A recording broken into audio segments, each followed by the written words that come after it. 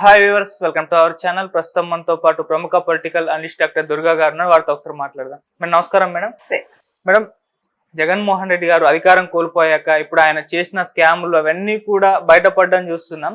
అయితే ఈ నేపథ్యంలో ఆయన ఈ 5 ఏళ్లలో తన సెక్యూరిటీ గురించి కూడా ఒక ప్రస్తావన వచ్చింది మేడం. ఏకంగా 986 మంది ఆయన సెక్యూరిటీగా పెట్టుకున్నారు, 300 కోట్లు ఖర్చు పెట్టారు, డైలీ కూడా 16 లక్షల వరకు ఖర్చు అయిందని చెప్పేసి వార్తలు రావడం చూస్తున్నాం మేడం. అంటే ఏ విధంగా చూడొచ్చు ఇంత సెక్యూరిటీ?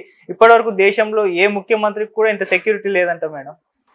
అంటే ఆయన ఒక మహారాజుని అనుకుంటారు కదా, మీకు అందుకే కిమ్ము కంటే కూడా గొప్పవాడా జగన్ అని వచ్చింది మనకి. అవును, ఒక ప్రధానమంత్రికి లేదు, ఒక రాష్ట్రపతికి లేదు, ఒక ముఖ్య నేతలు ఎవరికి లేదు. ఈవెన్ చంద్రబాబు నాయుడు గారికి కూడా ఎన్ఎస్జి ఉంది. ఆయనకి ఎన్ఎస్జి ఉంది కాబట్టి ఈయనకి ఎస్ఎస్జి పెట్టుకున్నాడు ఆయన. సో అంటే ఈయన ఆలోచన ఎట్లా ఉంటుందో చూడండి. ఒక అది అహంకారం అనాలా, లేదు అందరికంటే నేను ఎక్కువగా ఉండాలనుకుంటాడా మనకి తెలియదు, లేదు ఒక పిరికితనమా. ఆయన పిరికితనం అయితే ఉంది, మనందరికీ తెలుసు. అది ఒక పిరికితనంతో ఒక భయం ఆయనకి అడుగు తీసి అడుగేయటానికి.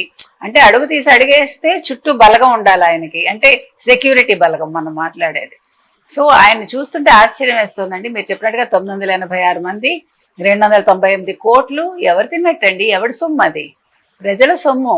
5 ఏళ్ళు నువ్వు ఎంత ఇబ్బంది పెట్టారండి వాళ్ళు. మీరు నమ్మరు, తాడేపల్లి చుట్టుపక్కల ఆయన వెళ్తున్నాడంటే ప్రజలు పనులు కూడా మానేసుకోవాలట. వాళ్ళ ఐడి కార్డు వాళ్ళు చూపించాలట, నేను పలానా చోట ఉన్నానని. ఎక్కడైనా ఉంటుందండి ఇది?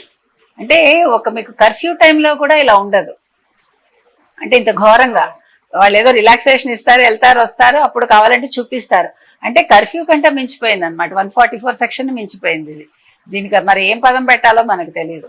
ఇంకొకటి అండి, డ్రోన్లు వాడతారు, తర్వాత 30 ఫీట్ కంచె, ఇనప కంచె, తర్వాత ఆయనకి స్పెషల్ గా 2 వెహికల్స్, అది కూడా అటువంటి కార్లు. ఈవెన్ చంద్రబాబు నాయుడుకి ఒకటే కారు ఉంది అలాంటిది, ఏంటి దీన్ని ఏమంటే బుల్లెట్ ప్రూఫ్వి.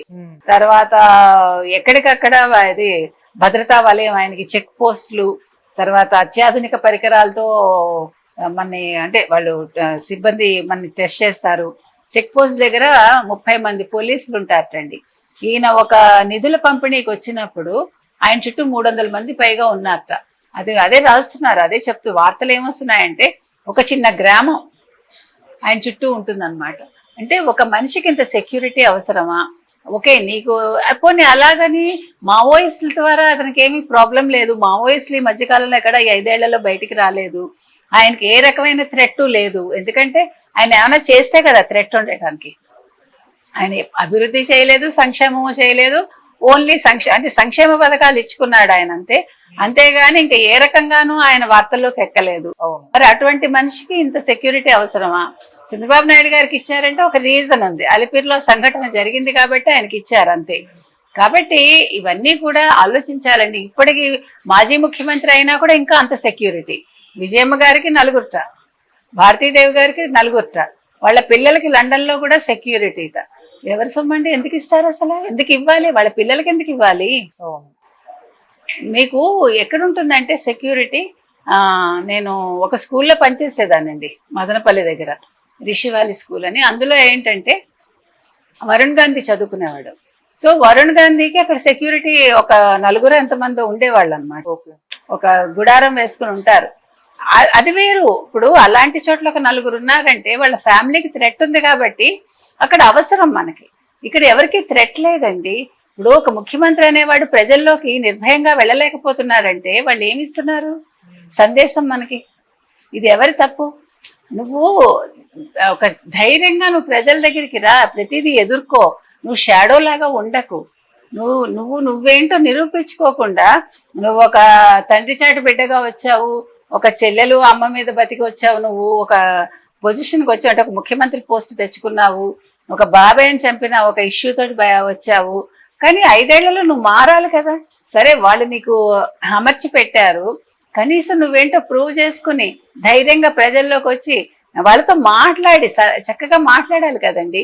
ఒక నవ్వు ఉండదు, ఒక మాట ఉండదు. మరి ఒక ముఖ్యమంత్రి అనే వాళ్ళు ఇలా ఉంటారా? మనకి ఇప్పుడు కేసీఆర్ గారు ఏది ఎలా ఉన్నా ఒక చలోక్తులు విసురుతారు, ఆయన మాట్లాడతారు. ఆయన ఒక నిర్భయంగా గట్టిగా మాట్లాడే సత్తా ఉంది ఆయనకి. సరే, అహంకారంతో పోగొట్టుకున్నారు తప్ప కొన్ని విషయాల్లో ఆయన చేసిన తప్పుల వల్ల ఆయన పోయారు. అదర్వైజ్ మనుషులతో బాగానే ఉంటాడు ఆయన, ఉండేవారు ఆయన కదా. ఇప్పుడు రేవంత్ రెడ్డి కూడా చక్కగా మాట్లాడుతున్నారు, చంద్రబాబు నాయుడు గారు మాట్లాడతారు అవసరమైతే. నేను అనేది ఏంటంటే, మిమ్మల్ని నేతలుగా ఎందుకు ఎన్నుకుంటున్నారు? మీరు ప్రజలతో మమేకం అవుతారు, ప్రజల కష్ట సుఖాలు తెలుసుకుంటారు, ప్రజలకు కావాల్సింది చేస్తారు, ఈ అంశాల కోసమే కదండి. అది లేకుండా నువ్వు ఇంతమంది సెక్యూరిటీని పెట్టుకుని నువ్వు అడుగు తీసి అడుగు వేయటానికి భయపడితే నువ్వు ఇంకా ముఖ్యమంత్రిగా ఎందుకు? ప్రజలకు అవసరం లేదు, అందుకనే నేను ఇంట్లో కూర్చోబెట్టారు. కాబట్టి దీని మీద ఇప్పుడు ప్రభుత్వం దృష్టి పెట్టాలండి. ఈ సెక్యూరిటీకి ఎవరు డబ్బు ఇస్తున్నారు? ఇంత సెక్యూరిటీ అవసరమా? ఈ ప్రజాధనం దుర్వినియోగం కిందకు వస్తుంది. కాబట్టి దీని మీద దృష్టి పెట్టి మరి దీన్ని రికవరీ చేస్తారా, ఏం చేస్తారు మనం చూడాలండి. మనం సెక్యూరిటీకి ఏమో 300 కోట్లు, అటు ప్యాలెస్లు కట్టుకోవడానికి 2000 కోట్లు అయ్యాయని చెప్పేసి లోకేష్ గారు మనం ట్వీట్ చేయడం చూసాము. మళ్ళీ ఫర్నిచర్ తీసుకెళ్లి ఆయన ప్యాలెస్ లో పెట్టుకున్నారు. అంటే మొత్తం కూడా ప్రభుత్వ సొమ్ముని ఈ విధంగా ఆయన వాడుకున్నారు. ఇదే డబ్బుని ఏదో పోలవరం పూర్తి చేయడానికో లేకుంటే రాజధాని నిర్మాణం కోసం మనం యూజ్ చేస్తే బాగుండని చెప్పేసి ఇప్పుడు ప్రజలైతే ముక్కలు వేరేసుకోవడం చూస్తున్నాం. మేడం ఏం చెప్తారు దీని గురించి? ఇప్పుడు మనకి రాజ్నాథ్ సింగ్ గారే అన్నారు 15,000 కోట్లు ఇచ్చాం పోలవరానికి, వాళ్ళు అసలు పట్టించుకోలేదని. నేనంటానండి, ఇప్పుడు బీజేపీ వాళ్ళు ఇచ్చారు, సరే ఇచ్చేటప్పుడు ఆలోచించేద్దా, పనులు జరుగుతున్నాయో లేదో వాళ్ళు చూడాలి కదా. కేంద్రం పని కదా అది. కేంద్రం నిధులు ఇచ్చేటప్పుడు కేంద్రం పనా కాదండి, వాళ్ళు ఒక అబ్జర్వేటర్ ని పెట్టాలి కదా. వీళ్ళు అసలు ఇప్పుడు డబ్బు మీకు పంపిణీ చేస్తారండి, వాళ్ళ ఆఫీసర్ని పెట్టుకోవాలి కదా. ఇప్పుడు ఆ డబ్బుని వాళ్ళు పంపిణీ చేసేటప్పుడు అది సక్రమంగా నిధులు వినియోగిస్తున్నారా లేదా, దుర్వినియోగం చేస్తున్నారా అని ఒక వ్యక్తి, ఒక అకౌంటబిలిటీ ఉండే వాళ్ళని పెట్టుకోవాలి కదా. ఇప్పుడు 5 ఏళ్ళు అయిపోయాక వాళ్ళు దుర్వినియోగం చేశారని ఆయన అంటారు, అది ముందే ఉండాలి కదా. 5 ఏళ్ళు మీరు నిద్రపోయారా? అంటే ఈ డబ్బు అంతా ఎక్కడి నుంచి వచ్చింది? ఇప్పుడు ఈ 2000 కోట్లు అంటే ఇన్ని ప్యాలెస్లు ఎలా కట్టారు మీరు? ఇప్పుడు రామ్కీ సంస్థ కట్టింది అంటున్నారు, రామ్కీ సంస్థకి అంత కెపాసిటీ లేదని మనకు తెలిసిందే. ఇప్పుడు మనం వాళ్ళ ఆడిట్ రిపోర్ట్స్ చూస్తాం అనుకోండి, వాళ్ళ కెపాసిటీ ఏంటి అనేది మనకు తెలుస్తుంది. ఆ కెపాసిటీ లేనప్పుడు వీళ్ళకి అంటే గతంలో లాగా క్విట్ ప్రోకో జరిగింది అనేదే కదా. ఇప్పుడు గతంలో ఈయన 43,000 కోట్లు ఏదైతే ఈయన అవినీతి చేశారన్నారో ఆ అవినీతి క్విట్ ప్రోకోల ద్వారా జరిగిందంటే రాజశేఖర రెడ్డి గారు అవతల వాడికి కావాల్సిన ఫైల్ మీద ఈయన సంతకం పెట్టినప్పుడు వాళ్ళు సాక్షిలో కావచ్చు, కొన్ని డొల్ల కంపెనీల్లో కావచ్చు, వాళ్ళు షేర్స్ ధర పెంచి వాళ్ళ షేర్లు కొనుక్కున్నట్టుగా డబ్బు ఇచ్చారు. సో ఇప్పుడు సేమ్ సిచ్యువేషన్ ఇక్కడ జరిగింది అనమాట. అంటే వీళ్ళు క్విట్ ప్రోకో ద్వారా ఈ రామ్కీ సంస్థకి డబ్బులు ఇస్తే రామ్కీ సంస్థ ఇవన్నీ కడుతోంది అనమాట.